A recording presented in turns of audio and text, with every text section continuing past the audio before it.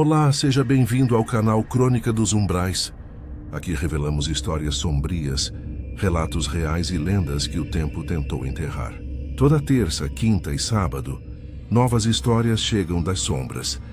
E cada uma delas esconde segredos que poucos ousam ouvir até o fim. Então já se inscreva, ative o sininho e prepare-se, porque o que você vai ouvir agora não é apenas uma história. É um eco daquilo que habita entre o mistério e o proibido. Então, vamos começar. Olá, Crônica dos Umbrais. Pode me chamar de Pedro. Aqui, todos os nomes já estão trocados, então pode falar sem medo. Bom, eu sempre fui um homem simples, de fé no trabalho e na família. Antes de toda essa escuridão acontecer, minha vida era uma linha reta, previsível, daquelas que a gente às vezes reclama por ser monótona demais, sem saber o privilégio que é ter paz. Eu acordava cedo, pegava o ônibus, trabalhava numa serralheria o dia inteiro. Voltava suado e cansado, mas sempre com um sorriso no rosto ao ver Vera, minha esposa. A Vera era o meu porto seguro. 10 anos de casados, 10 anos de tentativas silenciosas, de exames, de esperança adiada, até que quando já estávamos quase nos conformando, veio a notícia que iluminou cada cantinho escuro da nossa casa. Vera estava grávida. Nunca vou me esquecer daquele dia. Ela segurou o exame com as mãos trêmulas, os olhos marejados, e eu, um homem bruto, que mal sabia expressar o que sentia, caí de joelhos e abracei sua barriga ainda lisa, agradecendo a Deus. Era um menino? Uma menina? Não importava. Era a nossa criança. Um milagre que demorou uma década para acontecer. Durante 9 meses, eu vivi nas nuvens. Preparava o quarto com o azul mais claro que encontrei. Lixava cada quina dos móveis para não machucar a pele macia que um dia viria a tocar ali. Vera brilhava. Até nos enjoos matinais ela ria, dizendo que era o bebê dando bom dia. Nós éramos felizes, e essa felicidade tinha um nome ainda não revelado, mas já sentido. Então chegou o grande dia. As contrações começaram de madrugada. Uma dor ritmada que foi crescendo até virar uma urgência. Corri para o hospital com as mãos suando no volante, o coração batendo no ritmo do "e se?". Na sala de parto me pediram para esperar. Eu esperei, ouvindo os passos apressados dos enfermeiros. Esperei vendo relógios marcarem horas que pareciam séculos, até que uma enfermeira saiu com o rosto pálido. Me chamou num canto e disse as palavras que nunca saíram da minha memória. Houve uma complicação, uma hemorragia. Estamos fazendo de tudo. E fizeram de tudo. Porém, conseguiram salvar apenas uma vida, a do bebê. Antes de partir, Vera teve o último lampejo de consciência. Colocaram o bebê. Era uma menina. Colocaram ela em seus braços por apenas alguns segundos. A imagem de Vera, fraca, branca como um lençol, mas com um sorriso de uma beleza devastadora ao olhar para aquela carinha enrugada e rosada. É uma fotografia que eu queria ter carregado, eu queria ter visto, mas apenas a enfermeira me descreveu e eu pude apenas imaginar. Ela sussurrou para a enfermeira, disse que a menina era linda e falou que a amava muito. Então, seus olhos se fecharam e o monitor emitiu um som contínuo, apocalíptico. A parte mais doce e cruel da minha vida aconteceu no mesmo minuto. Ganhei uma filha e perdi o amor da minha vida. Minha filha Vitória. Um nome que escolhemos juntos e que naquele momento soava como uma ironia amarga. A dor da perda foi um abismo, não um buraco que se cava de uma vez, mas uma fenda que vai se abrindo mais a cada dia. Nos primeiros meses, eu mal conseguia olhar para a Vitória, sem sentir um aperto no peito, porque ela tinha os olhos da mãe. Era como ver um fantasma vivo, um fantasma lindo e frágil, que precisava de mim. Eu, que mal sabia cozinhar um ovo, que nunca tinha trocado uma fralda na vida, me vi sozinho, com uma recém-nascida nos braços e um luto esmagador nas costas. Foi um inferno particular. Conciliar o trabalho na serralheria com os cuidados de um bebê é algo que nenhum manual explica. Eu chegava em casa exausto e o choro da Vitória me esperava. Ela chorava de fome, de frio, de cólica, de tédio, e eu chorava junto, muitas vezes. Minha mãe, que Deus a tenha, foi a minha salvação. Ela se mudou para minha casa logo que voltei do hospital. E sem ela, olha, sem ela não ia conseguir nada. Eu teria afundado.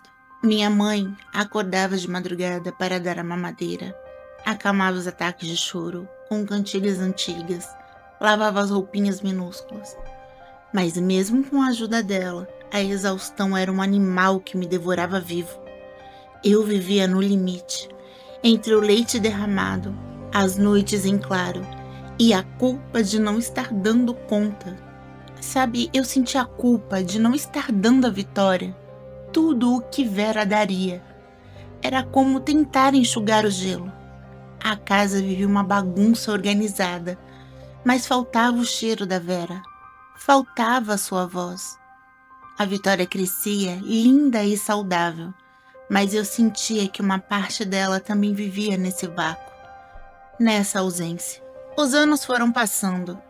A dor da perda nunca foi embora, mas aprendi a caminhar com ela, como quem carrega uma pedra pesada no bolso.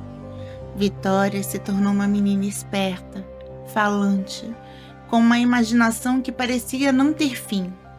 Ela conversava sozinha, dava nome aos seus bichinhos de pelúcia, construía castelos com almofadas. Era a minha alegria, o motivo de eu ainda levantar da cama, até que ela completou 6 anos. Foi no aniversário dela. Levei a Vitória ao parque, um lugar que ela amava. Corremos, comemos algodão doce. Ela ganhou uma bola vermelha de presente. Voltamos para casa quando o sol já estava baixo e ela vinha pulando ao meu lado, tagarelando sobre os patos do lago. Foi quando, já na porta de casa, ela parou de repente e olhou para o vazio ao lado dela e disse: "Pai, o Pingo quer saber se ele pode jantar com a gente." Eu me virei. Não havia ninguém. Olhei para minha mãe, que estava na cozinha, e trocamos um sorriso cúmplice. Pensei, amigo imaginário, claro, comum. Vitória era uma criança que não tinha irmãos, passava pouco tempo com outras crianças na escola. Era normal, até saudável. "Claro, filha", respondi. "Pode convidar o Pingo." No começo foi até bonitinho. Ela colocava um prato extra na mesa, deixava espaço para o Pingo no sofá, salvava metade da sobremesa para o amigo. Ninguém se assustou. Minha mãe ria e dizia que eu também tinha um amigo invisível quando eu era pequeno, chamado de Zé. Mas os dias foram passando e o tom da brincadeira mudou. Começou com pequenas coisas, objetos que mudava de lugar, a chave de casa que aparecia dentro do sapato, controle da televisão que sumia e reaparecia atrás da cortina. Eu achava que era falta de atenção minha, ou a idade da Vitória, que já mexia em tudo, até que minha mãe me chamou num canto, com o rosto transtornado. Ela disse que foi dar o banho na Vitória, e a menina, do nada, se virou com uma expressão que minha mãe nunca tinha visto no rosto dela.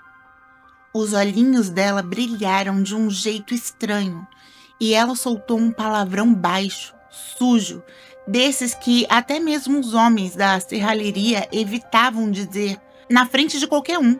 Minha mãe ficou paralisada, com a boca aberta.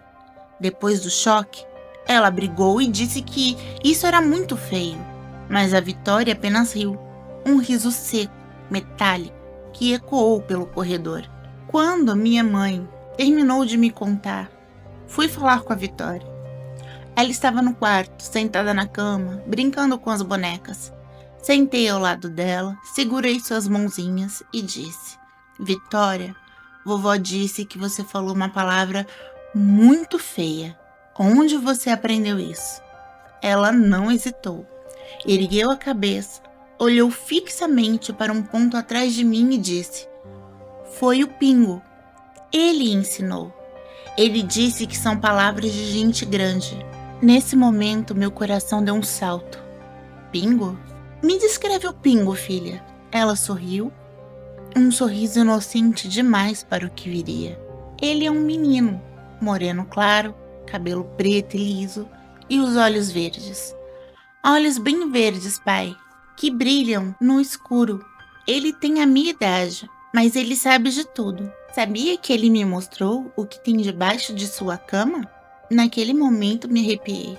Debaixo da minha cama só havia poeira e uma caixa de sapatos velhas com fotos dentro. Mas o jeito como ela disse aquilo, com uma certeza tão serena, me gelou por dentro. Expliquei a ela que aquelas palavras eram ruins, que não se deve falar aquilo, e dei um beijo na testa dela. Mandei dormir. Fechei a porta do quarto e fiquei um bom tempo encostado nela, ouvindo-a conversar baixinho, em um ritmo binário, como se respondesse a alguém. É, ela gosta de azul, ela dizia. Não, ele não sabe. A gente não conta. As semanas seguintes foram um pesadelo gradual. Na escola, as reclamações se acumularam. A diretora me chamou 3 vezes. A Vitória estava agressiva. Ela mordeu um coleguinha no braço, empurrou uma menina do escorregador. E quando a professora repreendeu, a minha filha de 6 anos olhou para a mulher e disse uma frase tão obscena, tão cheia de maldade, que a professora pediu para me chamar imediatamente. Eu não reconhecia minha própria filha. Em casa, ela passava horas no quarto, trancada, falando sem parar com esse tal de Pingo. E eu comecei a ouvir coisas. Desesperado, fiz o que qualquer pai faria. Levei Vitória ao psicólogo. A doutora, uma senhora experiente, conversou, aplicou testes, observou. Depois de 3 sessões, me disse com um suspiro: Pedro, sua filha não tem nenhum transtorno psicológico. O QI dela é acima da média e a cognição é perfeita. Essa agressividade não parece vir de um lugar interno. É como se fosse externalizada. Não gostei do jeito que ela disse externalizada. Levei ao psiquiatra. Mais exames, mais conversas. O resultado foi o mesmo. Nada de anormal. Imaginação fértil, me disseram. Fase, talvez uma reação tardia ao luto pela mãe. Eu queria acreditar. Juro que eu queria acreditar. Eu implorava que fosse só isso. Até que minha mãe começou a notar o que eu me recusava a ver. As coisas estavam sumindo e aparecendo em lugares impossíveis. A chave do armário da cozinha apareceu dentro do pote de açúcar. A tesoura sem fio sumiu por 3 dias e foi encontrada em cima do telhado do quintal, como se alguém tivesse subido para colocar ali. Minha mãe, que é uma mulher prática de poucas palavras, começou a acender velas para São Jorge todas as noites. Eu dizia que era coisa da minha cabeça, do cansaço, até que tirei férias. Não aguentava mais. Vitória estava violenta. Quebrou um prato na parede perto da minha cabeça. Eu estava exausto, com olheiras fundas, vivendo de café e nervos. Aí, o inferno abriu as portas. Numa noite de quinta-feira, eu estava na sala lendo um jornal velho, tentando não dormir. Vitória já estava no quarto e eu ouvia a sua voz misturada com algo mais grave, um sussurro que não era dela. Levantei devagar, com o coração na mão. Encostei o ouvido na porta do quarto e ouvi. Não era ela. Era uma voz masculina, cultural, que parecia vir de dentro da parede. Uma voz que não era deste mundo, que dizia frases soltas em um ritmo cadenciado. E depois você puxa o cabelo dela, forte. Sangue é gostoso. Meu sangue ferveu. Achei que alguém tinha invadido a casa. Abri a porta com tudo. O que vi me paralisou. Os brinquedos da Vitória estavam no ar. A boneca de pano flutuava a 1 metro do chão, girando lentamente. O ursinho de pelúcia rodopiava no teto, como se uma mão invisível o fizesse dançar. E Vitória estava sentada na cama com os olhos abertos, mas vazio, a boca entreaberta, balbuciando coisas sem sentido. Vitória, todos os objetos caíram ao mesmo tempo, num baque seco. Ela piscou, me viu e sorriu. O mesmo sorriso normal de criança. Oi, pai. A gente estava brincando de voar com um pingo. Eu a abracei com tanta força que ela reclamou. Meu corpo tremia inteiro. Saí do quarto, fechei a porta e contei tudo para minha mãe. Ela empalideceu. Pegou o terço e na mesma noite disse: Isso não é questão de médico, Pedro. Isso é coisa espiritual. No dia seguinte, fomos atrás de uma benzedeira que minha mãe conhecia do bairro. Uma senhora chamada Dona Celina, que morava no fim da rua de terra batida. Quando chegamos na casa simples, de varanda com samambaias, Dona Celina abriu a porta, olhou para a Vitória e, sem nos deixar passar, ergueu a mão. Fique aí, aqui você não entra. O tom foi seco, definitivo. Eu engoli em seco. Ela entrou rapidamente em casa e voltou com uma bacia cheia de água e ervas que exalam um cheiro forte, de hortelã e arruda. Ali no portão, rezando em voz baixa, ela começou a benzer minha filha. Passou a água em sua testa, nuca, peito. Vitória ficou quieta, mas seus olhos se mexiam rápido, como se acompanhasse algo invisível. Só depois de alguns minutos, Dona Celina suspirou, aliviada, e nos convidou a entrar. Dentro da casa, com um cheiro de incenso, ela explicou. Seu Pedro, sua menina está com encosto. Não é um espírito qualquer. É um que se mostra para ela como criança, para ganhar a confiança dela. Mas não se engane, ele não é criança. É uma entidade velha, cheia de malícia. Está vinculado a ela, grudado na energia da sua filha como um carrapato. Eu não tenho força para desfazer isso sozinha. Isso é trabalho de quem mexe com forças densas, como a quimbanda. Meu coração gelou. Quimbanda? Eu sempre fui um homem de igreja, de rezar o Pai Nosso, de acender vela para o santo. Mas naquela hora, eu aceitaria qualquer coisa. Dona Celina ligou, na hora, para um amigo, um sacerdote que ela chamava de Pai João. Contou o caso em detalhes. Depois de um silêncio longo, ela passou o telefone para mim. Venha amanhã, Pedro. Não traga a menina ainda. Venha só você primeiro. Depois você traz ela. Mas se prepare. Não vai ser bonito e nem fácil. No dia seguinte, fui. O terreiro era um lugar simples, com um quintal de chão batido e um quarto escuro nos fundos. Pai João me recebeu com gravidade. Disse que o espírito que estava com Vitória era um parasita energético, desses que se alimentam de medo e confusão.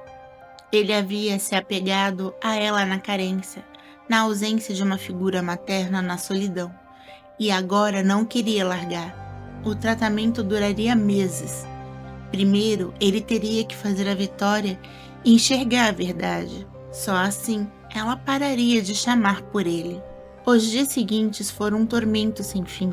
Vitória passou a dormir no meu quarto, agarrada a mim, acordando de madrugada com gritos agudos. Dizia que o Pingo tinha mudado. Ele não é mais bonito, pai. Ele é um monstro. Ele tem olhos vermelhos e dentes pontudos. Ele disse que vai me levar para o buraco escuro. Minha mãe me ensinou e ensinou a ela a oração de São Miguel Arcanjo. E todas as noites as 3 vozes, a minha, a dela e a da avó, ecoavam pela casa, tentando afastar o que não podia ser visto. O sacerdote deu à Vitória um patuá de couro com um símbolo gravado, que ela deveria usar sempre no bolso, e consagrou um colar de prata, que ela nunca deveria tirar do pescoço, até que aquela corrente se quebrasse sozinha. E a casa virou um campo de batalha. Portas batiam com violência no meio da noite. A televisão ligava sozinha no volume máximo, num canal de chiado. Objetos voavam.